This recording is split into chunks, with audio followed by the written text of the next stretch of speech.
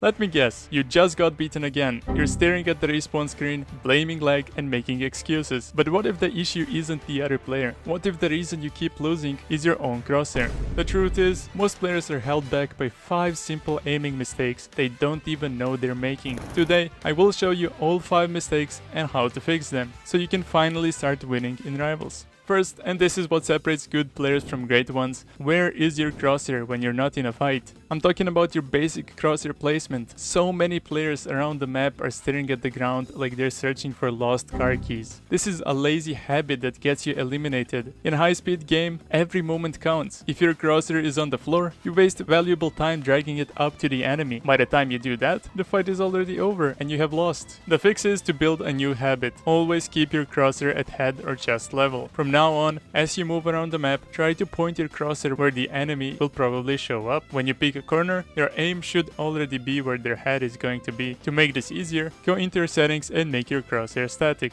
This stops it from growing and bouncing around, which can be a big distraction. A simple, clean dot or a cross shape in a bright, eye-catching color, like hot pink or lime green, will stand out against the map and help your brain focus on the one spot that matters. The second sign is that you always feel like you're a step behind. You round the corner and bam, you're taking damage before you can even realize an enemy is there. This isn't just about having slow reflexes. It's a sign that you're waiting for things to happen instead of making them happen. In a game as fast as Rivals, you can't just wait for enemies to pop onto your screen. You have to expect them and be ready to shoot before you even see them. To fix this, you must learn to use your map knowledge to guide your aim. Stop running around with no plan. Start thinking like a hunter. Predict where your enemies will be. Think about the common spawn points, the paths players use most, and the popular spots to hold. Pay attention to sound cues. Footsteps, jump pads, and ability sounds are dead giveaways to an enemy's location. Then take that knowledge to an aim trainer or the in-game shooting range and practice snapping your aim to targets as soon as they appear. Your goal is to turn seeing an enemy and shooting an enemy into one single super fast action. The best practice is to jump into 1v1s or free-for-all modes against better players. Don't worry about your score. Losing over and over again will force you to adapt, think faster, and learn how to predict your opponent's moves. Sign number 3 is a tale as old as time. You spot an enemy, you flick your mouse to them, but your aim either underflicks or overflicks. Overflicking is when your crosshair moves past the target. Underflicking is when it doesn't even reach the target. These are common and totally normal aiming mistakes. Even high-level players make them. That split second you spend trying to fix your mistake is the exact window a skilled player uses to eliminate you. If your first thought after a loss is to jump into your settings and change your sensitivity, this is you. A good aimer doesn't hit every shot perfectly. They adjust quickly when they miss just a little. That's what separates clean aim from random whiffs. Many players think their sensitivity is the problem, and yes, sensitivity can play a role. If it's too high, it's easier to aim in close range but harder to make small adjustments at long range, and vice versa. While finding the right sensitivity is part of the answer, the real solution is to build better mouse control by being consistent. First, you need to find a sensitivity that feels comfortable, and this is the most important part. Stick with it. Many players do well with a lower sensitivity because it allows for smoother, more careful control. Once you've found your sensitivity, stop only practicing huge 180-degree emergency flicks. Instead, focus on the small, exact movements you make in a real fight. Go to the shooting range and practice snapping between 2 targets. Pay close attention to how you miss. If you're always overflicking, your sensitivity is likely too high. If you're underflicking, it might be low. We have all spent years aim training in other games. We didn't just show up in this game with perfect mechanics. Adjust it in small amounts and practice with it until it becomes pure muscle memory. Sign number 4 is very common. You land your first shot perfectly, but the moment the enemy starts sliding, jumping, and moving from side to side, your crosshair falls behind and you can't land another hit. Rivals is a game that's all about fast movement. Players never stand still. If your aim can't keep up with their unpredictable dodging, you're going to lose most of your fights. This is a tracking problem. You aren't just fighting an enemy, you're fighting their movement. The best way to fix this is to practice on targets that actually move, and the best way to do that is by simply playing FFA or 1v1s until you finally get used to it. The more you play, the better you will be. And here's a pro tip: try to copy their movements with your own. If they move left, you move left. If they move right, you move right. This trick, called movement movement aiming makes tracking feel much more natural and smooth. Over time, you will learn how to read your enemy's movement patterns, predict where they're going next, and keep your aim one step ahead of them. And the fifth and final sign, you plant your feet and stand perfectly still the moment you start shooting. You get your aim lined up perfectly on an enemy, but you're forgetting one of the most important rules of an arena shooter. You have to move. In a game like Rivals, standing still is like putting a giant free kill sign above your head. A good player will use their movement to easily dodge your predictable shots, while you're making yourself the easiest target on the map. The fix is to mix movement with your aiming. You must always be moving, especially when you're shooting. Practice moving left and right, which is called strafing, jumping, and sliding, all while keeping your crosshair locked on a single point. This is called movement aiming, and it's a game changer. Go into the shooting range and pick a single bot. Now try to win a fight against it while always moving. It will feel weird and hard at first, but mastering this skill makes you a very difficult target to hit. Remember, dodging shots from enemies is just as important as landing your own. So let's recap. If you find yourself staring at the floor, always getting shot first, widely over or under flicking your shots, completely losing track of moving enemies, or standing still in the middle of a gunfight, then it's definitely time to admit it. Your aim is the problem. But here's the good news. Every single one of these problems is a skill that can be trained and improved. It's time to stop blaming your gear, stop making excuses, and start putting in the work to win your fights. If this video helped you find a mistake in your own gameplay, do me a favor and hit that like button and subscribe for more guides to help you get better in the game. I want to know what you're working on, so comment below and tell me which of these 5 mistakes you make the most. Now stop watching, get out there, and start practicing.